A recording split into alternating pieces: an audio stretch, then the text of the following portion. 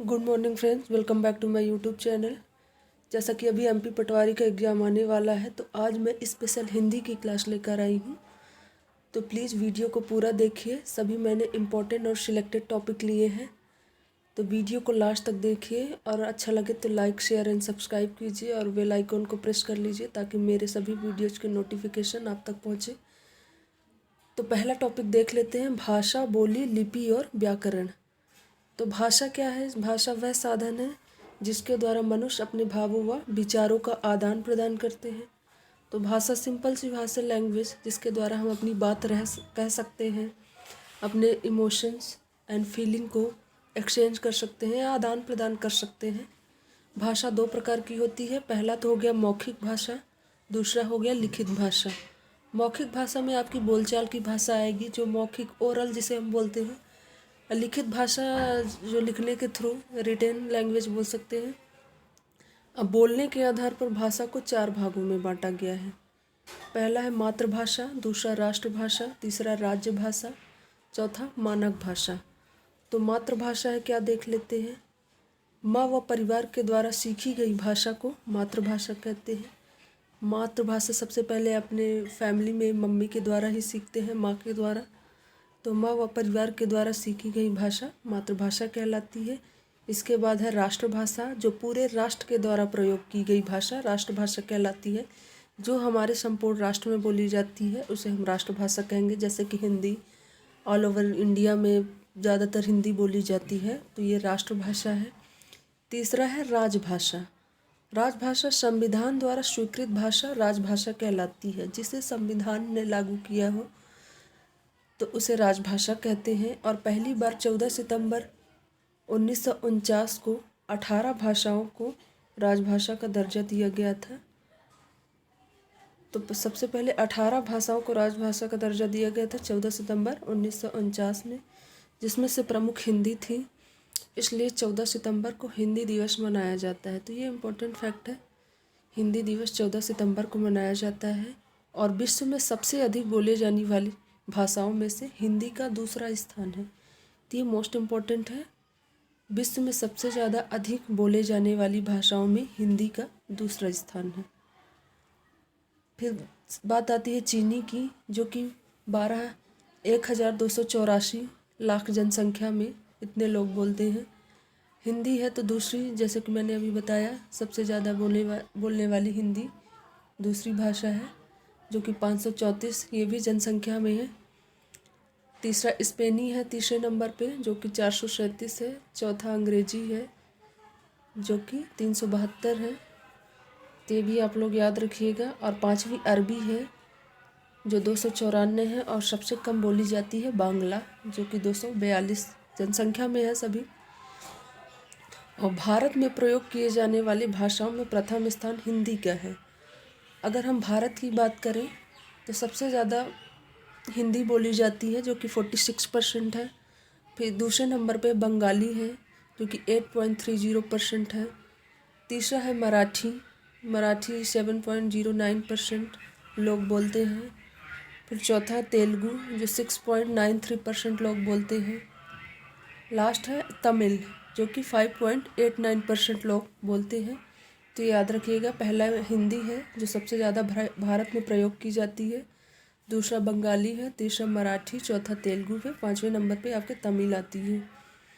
वर्तमान में राजभाषा भाग आर्टिकल 343 टू 351 तक वर्णन है। यह संघ की भाषा हिंदी और लिपि देवनागरी है। तो ये याद रखिएगा, राजभाषा भाग 17 में है, आर्टिकल 343 और 351 तक वर्णित है। और यह संघ की भाषा हिंदी और लिपि देवनागरी है। राजभाषा राजकीय भाषा आयोग द्वारा निर्धारित होता है। इसका गठन 1955 में वीजी खेर की अध्यक्षता में गठित की गई थी। तो याद रखिएगा, राजभाषा राजकीय भाषा आयोग द्वारा निर्धारित होता है। इसका गठन 1955 में वीजी खेर की अध्यक्षता में गठित की गई थी। राज्य की भाषा आयोग में 30 सदस्य होते हैं, ये भी याद रखिएगा, जिसमें से 20 सदस्य लोकसभा के व 10 सदस्य राज्यसभा के होते हैं। तो ये मोस्ट इम्पॉर्टेंट पॉइंट है कि 30 सदस्य होते हैं, जिसमें से 20 सदस्य लोकसभा के, व 10 सदस्य राज्यसभा के होते हैं। इम्पोर्टेंट नोट है आर्टिकल 248(1) का के अनुसार, यहाँ पे का है तो आप लोग प्लीज़ यहाँ पे का कर लीजिएगा, ये हट जाएगा। के अनुसार supreme court and high court की भाषा इंग्लिश मानी गई है। तो ये इम्पोर्टेंट पॉइंट है, याद रखिएगा। आर्टिकल 248(1) का के अनुसार supreme court and high court की भाषा इंग्लिश मानी गई है। तो ये आर्टिकल नंबर आप याद रखिएगा 248(a) का के अनुसार। फिर है मानक भाषा। मानक भाषा क्या है? समाज के मानक मूल्य के आधार पर प्रयोग की गई भाषा मानक भाषा कहलाती है।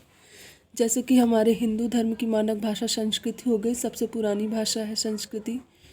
मुस्लिमों की अरबी हो गई और क्रिश्चियन की हिब्रू। तो ये भी याद रखिएगा मानक भाषा कौन सी है, अपनी मानी हुई भाषा। जैसे कि हमारा हिंदू धर्म है तो हमारी भाषा पुरानी प्राचीन भाषा भी संस्कृति है, और मुस्लिमों की अरबी है और क्रिश्चियन की हिब्रू। तो ये भी याद रखिएगा। बोली क्या होता है देख लेते हैं।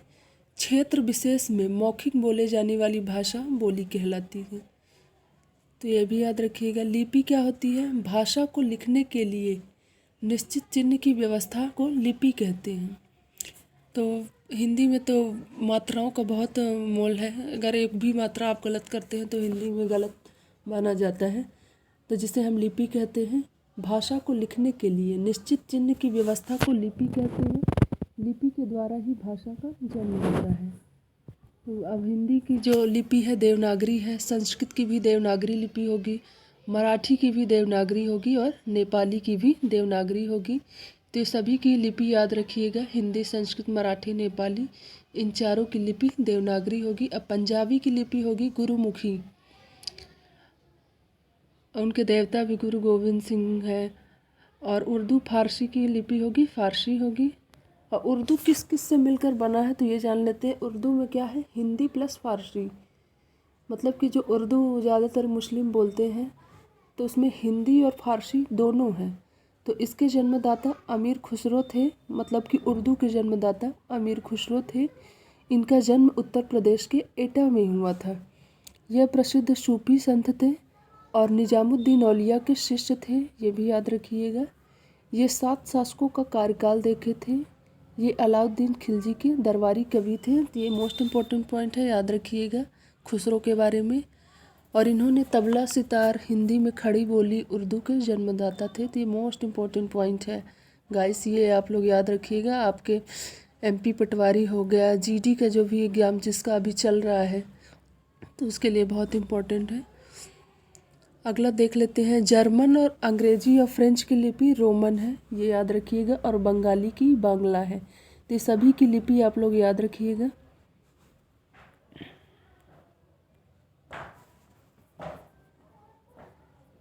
अब व्याकरण क्या है? ग्रामर, जिसे हिंदी ग्रामर बोलते हैं। ऐसा शास्त्र जो हमें भाषा की शुद्धि व अशुद्धि का ज्ञान कराता है उसे व्याकरण कहते हैं। तो ये भी याद रखिएगा। ऐसा शास्त्र जो हमें भाषा की शुद्धि व अशुद्धि का ज्ञान कराता है उसे व्याकरण कहते हैं।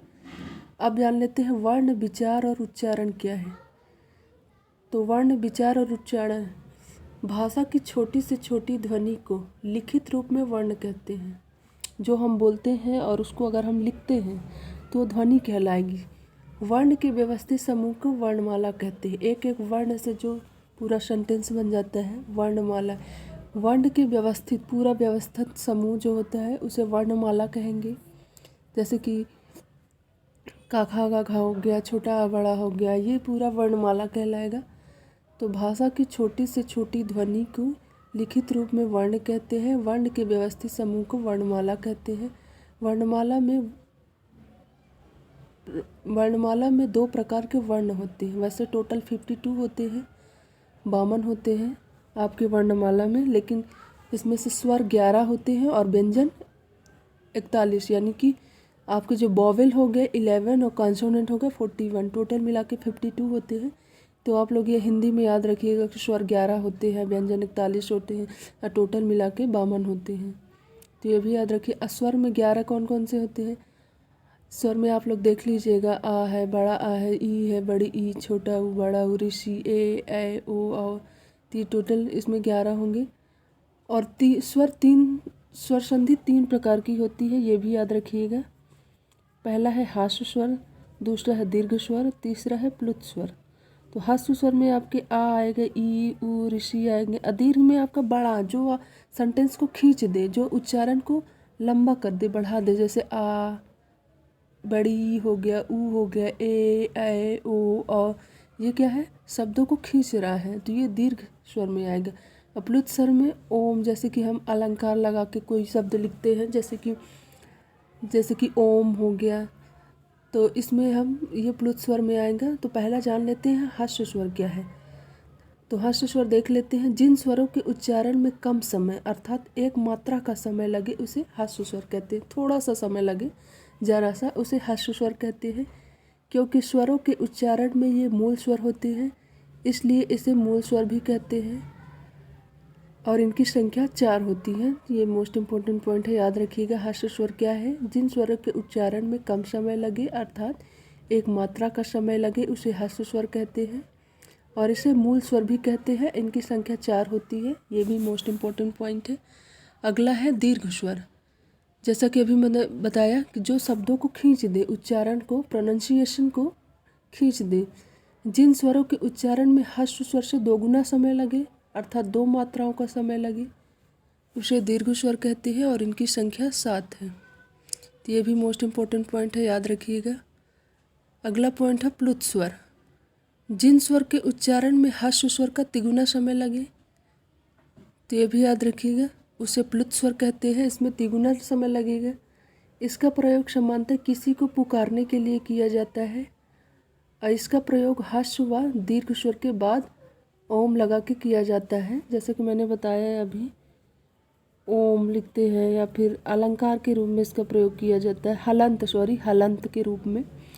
तो याद रखिएगा, प्लुत स्वर। जिन स्वर के उच्चारण में हास्य स्वर का तिगुना समय लगे उसे प्लुत स्वर कहते हैं। इसका प्रयोग सामान्यतः किसी को पुकारने के लिए किया जाता है। इसका प्रयोग हास्य व दीर्घ स्वर के बाद हलंत लगाकर किया जाता है। अंग, आहा, ये दोनों वर्ण स्वरों के बाद लिखे जाते हैं, ये भी याद रखिएगा। यह ना तो स्वतंत्र रूप में से प्रयोग में आते हैं और ना ही इनकी गणना स्वर में की जाती है, और ना ही व्यंजन में शामिल होते हैं, इसलिए इन्हें आयोग वाह कहते हैं। तो मोस्ट इम्पोर्टेंट पॉइंट है, याद रखिएगा। अगला देख लेते हैं अनुस्वार। अनुस्वार क्या है? जब उच्चारण करते समय हवा केवल नाक से निकलती है उसे अनुस्वार स्वर कहते हैं। ये भी याद रखिएगा, जब हम कोई भी शब्द बोलते हैं तो नाक से हवा निकलती है तो उन्हें हम बोलेंगे अनुस्वार। जब उच्चारण करते समय हवा केवल नाक से निकलती है उन्हें अनुस्वार स्वर कहते हैं। स्पर्श व्यंजन के 5वें वर्ण के स्थान पर अनुस्वार स्वर आता है, तो यह भी याद रखिएगा। स्पर्श व्यंजन के 5वें वर्ण के स्थान पर अनुस्वार स्वर आता है। इनकी संख्या 5 है। इसे चिन्हित करने के लिए इसका यहाँ पे एक का प्रयोग करते हैं, ये देख लीजिएगा। जैसे कि का वर्ग हो गया, उसमें खा आएगा, गा, घा, अंगा, ये 4 हैं। चा वर्ग में छा, जा, झा, इया। टा वर्ग में ठा, डा, ढा, अड़ा। ता वर्ग में था, दा, धा, ना। पा वर्ग में फा, बा, भा, मा। जैसे कि मंदिर हो गया, गंगा हो गया, ये इसके एग्जाम्पल हैं। तो ये जान लीजिएगा अनुस्वार क्या है। अगला देख लेते हैं अनुनासिक।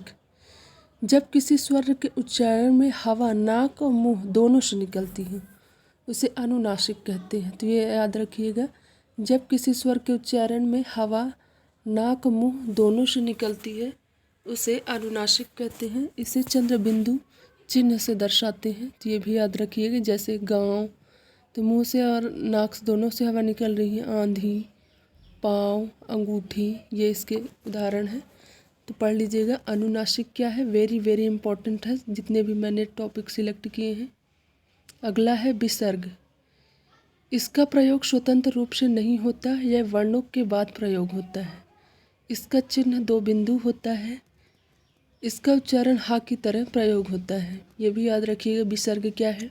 जैसे कि स्वतः हो गया, इसमें 2 बिंदु है। पुनः हो गया, संभवतः हो गया, प्रातः हो गया, जैसे कि इसमें लिखा भी है। इसका उच्चारण हा की तरह प्रयोग होता है। स्वतः, पुनः, संभवतः, प्रातः। तो ये भी याद रखिएगा विसर्ग क्या है। ओके, वीडियो अच्छा लगे तो प्लीज़ लाइक शेयर सब्सक्राइब कीजिए। Thank you for watching. फिर मिलती हूँ नेक्स्ट वीडियो में, तब तक के लिए बाय बाय।